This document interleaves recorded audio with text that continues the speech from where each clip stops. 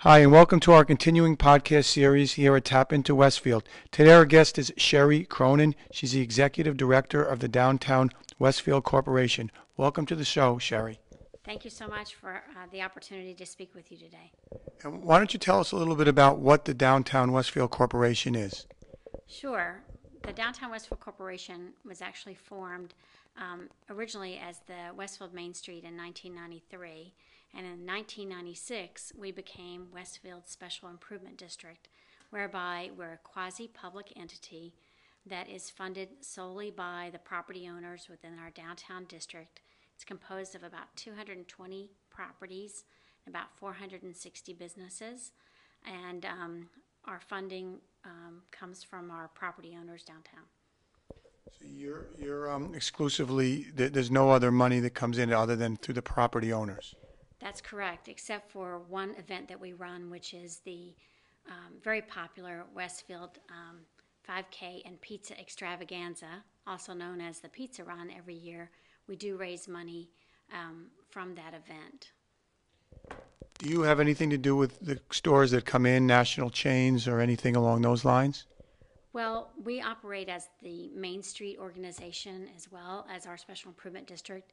And under the Main Street approach for downtown revitalization, it's composed of four parts. One is design work that we do. One is promotional work that we do. We also have an Economic Development Committee and an organization. And through the Economic Development Committee activities, we do monitor our vacancies. We produce monthly vacancy reports to our board of directors, and we do work with prospective tenants and landlords when a space is available and helping to market that space. We don't directly broker deals, of course, because we're not brokers, but we do connect people together, and we have in the past done some recruiting of restaurants and retailers for our downtown. How is the status of the downtown doing now? How is everything going right now? Well, clearly it's on the minds of many people in terms of vacancies, and that is more or less a function of what's happening with retail today. Every day you see another headline about another retailer that's closing, and the International Council of Shopping Centers predicts that this year alone there will be 8,600 retail stores that close as consumers are spending more online and not shopping the way that they had in the past.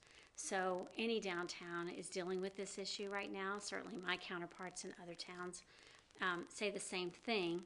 It's a little bit more concerning, I think, for Westfield because we're not accustomed to it, for one thing, and we have large spaces that are difficult to rent in this environment. Well, everybody who lives in Westfield, that's one of the reasons people come to Westfield is for the downtown, and it is a really nice downtown. Oh, clearly. We are very, very fortunate to have a downtown like ours, and I live here as well. I wouldn't want to be doing this work any other place, honestly, and I've been doing it for quite some time now, originally as a volunteer and then just not by design really, but ended up being the executive director. There's a lot of work that takes place, and there's still always a lot more to do in a very active, ever-changing downtown. It has always changed, even when it was originally formed since the late 1800s, but I think right now we're experiencing a very accelerated pace of change that's occurring, and that has, I think, people paying a lot more attention to the state of downtown. And what is your daily day like? Like when you come into the office, what are things that you work on a daily basis? It's always changing. This morning I started my day actually over at the Conservation Center in the containers where we have our holiday decorations, helping our vendor to refurbish those so that we can get those installed by Thanksgiving, and to have all of those in place and the town completely decorated by then.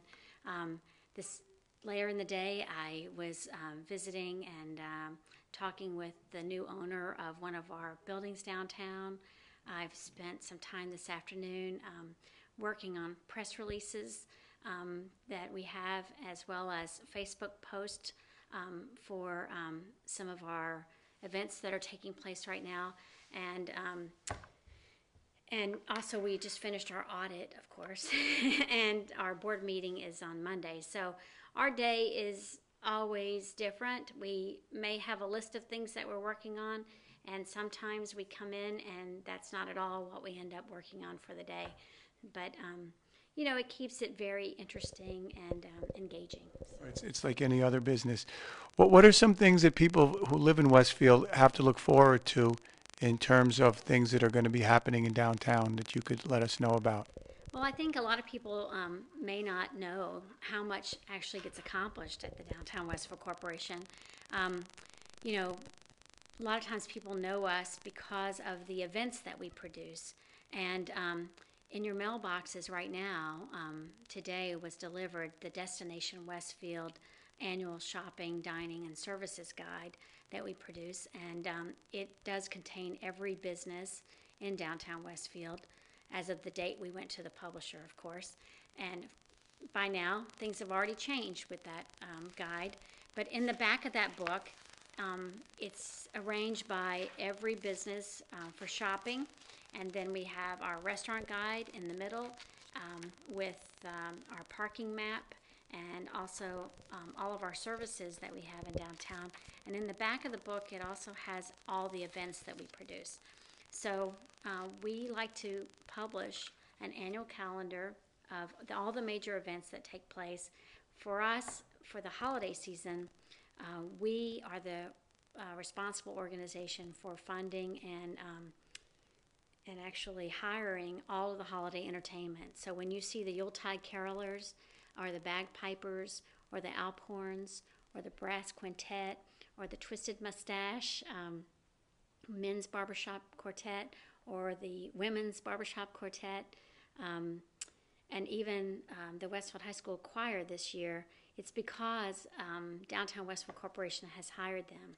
You'll see decorated mailboxes on the corners, and that will be our Miracle on Elm Street shopping spree contest, which we've been producing now for several years, and people really like that, to have an opportunity to win one of 66 $50 gift cards a week, plus a bonus parking card. So we kick off our holiday season, which is called Welcome Home to Westfield, by the way, and that name came from when World War I, when the boys came home from the war, and it was called Welcome Home to Westfield. So we use that name again because a lot of people do come back to Westfield during the holiday season. And that starts with photos with Santa and Mrs. Claus. We co-sponsor that with Lord & Taylor. We do that for 3 days, Friday, Saturday, Sunday, Thanksgiving weekend. And then we end it a little earlier on Sunday. We put Santa and Mrs. Claus on the fire truck and bring them over to light the tree at 5:30 on Sunday. Right, that's always an event that excuse me, that gets a lot of attention and a big crowd every year. Yes, it does. And we were hoping to really maybe change that event too for this year, but we're still working on that. So if we can put it all into place, we will do that. But after that, we have Girls Night Out that we do. We do Restaurant Week. We also, in the summertime, do our really popular, we're going into our 22nd year of our Sweet Sounds Downtown Jazz Festival, where we hire 45 bands for the season. And that brings thousands of people to downtown Westfield. And, of course, our pizza run, which I've already spoken about. Then going into the fall, we have Restaurant Week, or maybe even changing it to like a restaurant crawl this year.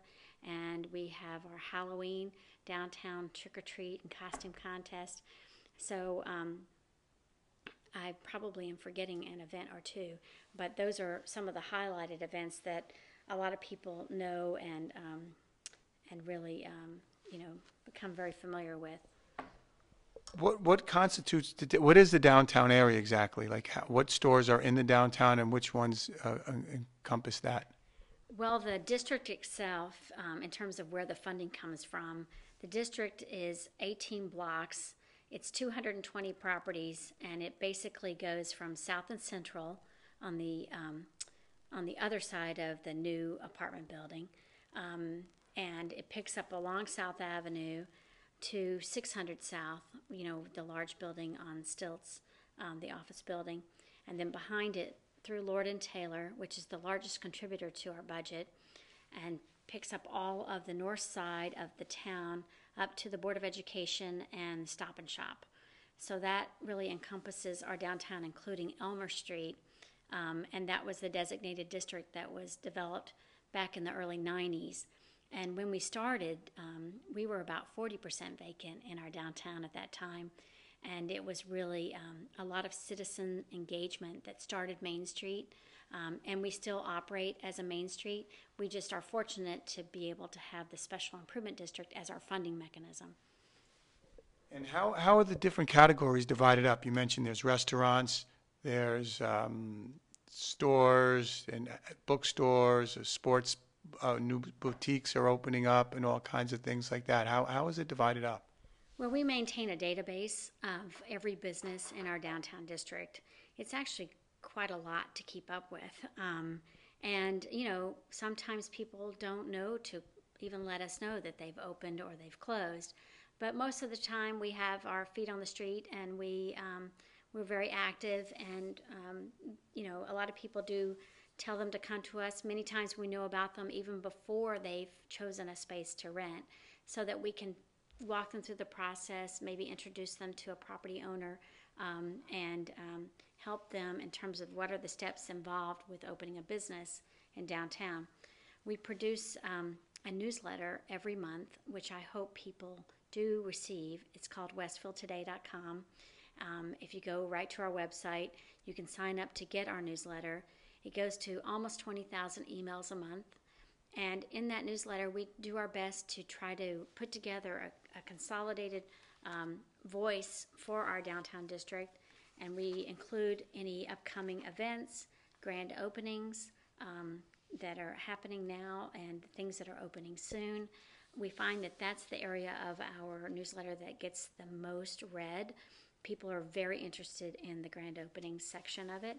And then we have, our shopping best bets, that are promotions and activities that are submitted by our businesses, and anything that we may want to highlight for the coming month. This past month we produced our November newsletter, and we talked about the historic restoration that we're working with our owner of the Flatiron Building, and we're very proud of the work that we're doing with that one, and also other facade grants that we've been doing around town for new signage and new facades of our storefronts. Are there any trends that you see developing, like in terms of restaurants, stores, fashion, or what is the trend? What is it trending in Westfield? Well, thank you for asking that, because the trend in downtowns has for some time now been growth in retail services, personal services, more gyms, lashes, massage therapy. Those kind of specialized services are definitely on the rise. In terms of food, restaurants, that's been a growth industry, highly risky, but also been a growth industry as retail has declined. But, in order for our downtown to be, I think, really effective, is you've got to also be unique. A homogenized downtown is not good. In the early days when we had that 40% vacancy, we actively recruited national chains to town, and we had the demographics to support that. So it made that change difficult for some, because many people felt that the mom and pops were being pushed out for the national chains. But what we found over the years is that we actually received national recognition for that strategy, because it brought people to town that that the nationals could bring, and the independents benefited from that. So, in other words, the independents may not have had the large marketing budgets that the nationals could afford, but they wanted to be near them. So, for example, Trader Joe's is a huge destination driver in our downtown, and we're very fortunate to have them. And they have one of only 2 liquor licenses in the state. So it draws a lot of people to our town, as well as Lord & Taylor, of course, since they've been here since 1961. But we've found over the years that about a third of our retailers and restaurants have been here for 25 years or more. And people forget that, I think, over time, because we're always looking for the next thing that's new and exciting and opening. And we may need to step back and think about all the things that we do have. So this past week, we wrote a story about Brummer's Chocolates, for example, and talking about the history of Brummer's Chocolates. And when we posted that on Facebook, we had a lot of commentary about people's relationship and emotional connection that they've had with Brummer's Chocolates over the years.